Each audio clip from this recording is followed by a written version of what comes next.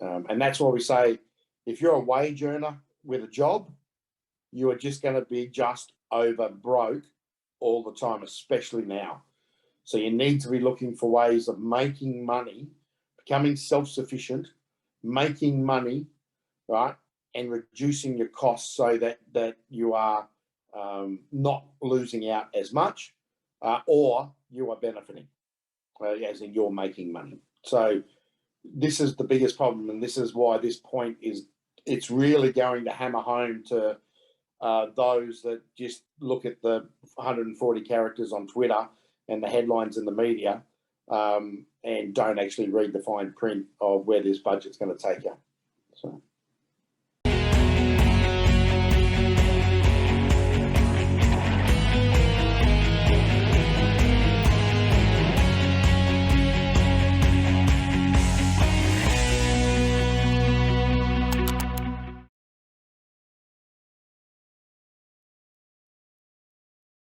Basically, people are losing out mainly because we've got wages growing up by 3.5%, inflation going up 7.75%, and power up by 50%. So could you explain a little bit more what you mean by those numbers and what it means to the everyday person?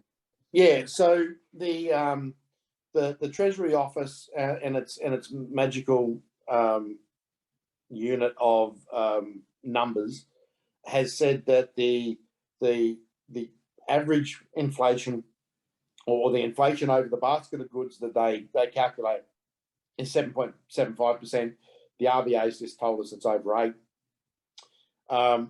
And so if inflation going up, so the things that we are buying every day is going up 7.75%, right? They say that that's on an annual basis. We know that that's not the case. We actually know that inflation on some things, it feels like it's 7.75% a month, right? And on some things it is. And, you know, like fuel the other day, somewhere I was, I drove past the service station and it was $2.12 for unleaded. Further down the road, it was $2.01 for unleaded. That's a 10 cent. That's 5%. You know, that's a big jump between two service stations. So things are higher than what everyone's saying, but the way that the government measures it, they're saying it's 7.75%. The real figure though is the money that's going in your pocket as a wage earner is only increasing by 3.5%. So if you take that 7.75% minus 3.5%, right, that's going to leave you 4.25%. Your wages are actually going back. What you are putting in your pocket, you know, after you spend and everything, is really going backwards by 4.25%. So every year you're getting 4.25% poorer, because your spending is now increased by 4.25%. And once again, we know it's more than that, and so forth. The real telling factor here is, and this is another laughing point about the budget, is that in the budget and in the lead up to the budget, Labor kept promising, and it was, you know, we're going to cut your power bill. We're going to cut your power bill. We're going to cut your power bill. All the green spending is, we're going to cut your power bill. We're going to cut your power bill. We're going to keep going, spend more on green. In their own budget, it says over the next 2 years, power is going up by over 50%. Why I say I've used 50% here is what it's going to go up is because it's 30% this year in this budgetary term, and it's 20% in the next budgetary term. Now, you can't do, so if you increase now by 30% and then increase again by 20%, the actual increase is more like 60%, because it's not 50% on a lower number. It's 30% on a lower number, then 20% on a higher number, which then actually increases. For the mathematicians out there, you'll get to know how what I'm talking about. So it's a capitalizing effect, not just a one-off effect. So they're saying power is going to go up by 50%, but if you really do all the math and work it out, it's more closer to 60%. I personally believe it's going to double.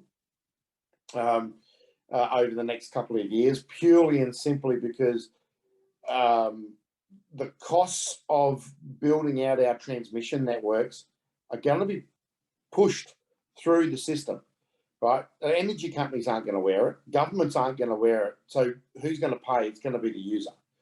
So they'll say that energy costs haven't gone up, but transmission costs have. So they get your double whammy. So your power bill, the actual bill you paid, which is made up of 3 or 4 different components. One of them's a connection charge. One of them's transmission charge. In some states, you even have the green levy. And then you have the actual cost of power. So the actual cost of power, on average, I think in Australia is 23 cents a kilowatt hour. But when you put all the other charges on, that comes up to closer to 40, 45 cents a kilowatt hour. So the bulk of your charges aren't actual direct usage of electricity. It's all the other crap that goes around it, especially if you're a commercial user. If you're a commercial user, you get hit a lot harder than a residential, because a residential customer, they say, is subsidised on their transmission connections. That's why you lose out. So it doesn't matter what happens in the next 12, 24 months, you're losing out because you're going backwards. And that's why we say, if you're a wage earner with a job, you are just going to be just over broke all the time, especially now. So you need to be looking for ways of making money, becoming self-sufficient, making money, right, and reducing your costs so that you are not losing out as much, or you are benefiting, as in you're making money. So this is the biggest problem, and this is why this point is, it's really going to hammer home to those that just look at the 140 characters on Twitter and the headlines in the media, and don't actually read the fine print of where this budget's going to take you. So, and mind you, it really wouldn't have mattered if the Liberals were in. The way that the Liberals were going with their woke bullshit way, their budget would have had the same thing, because the seeds of this were sown 6-7 years ago with this drive and adoption of, especially in the power industry, the drive and adoption of renewables. The other part of it is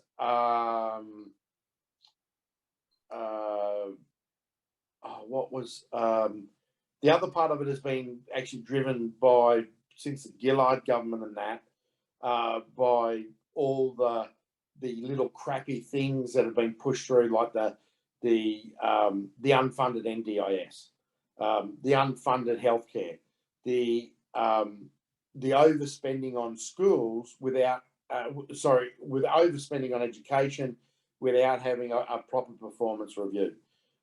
Australia spends more per student than just about any other country in the world, and I think we're level pegging now with Kazakhstan on education quality. We used to be in the top 5 in the world. We're lucky now if we're in the top 50. Jeez. And we spend more per student than just about anyone else in the world. So education is not going to be solved by money. The same thing is with a lot of our health systems, is we are spending more per person on our health systems. When I say health systems, I mean on the infrastructure, on the hospitals, on the delivery of health, not on the PBS and NDIS and Medicare and all that sort of stuff, on the physical delivery of health. We spend more than a lot of places, and our health delivery is not as good. It's very patchy.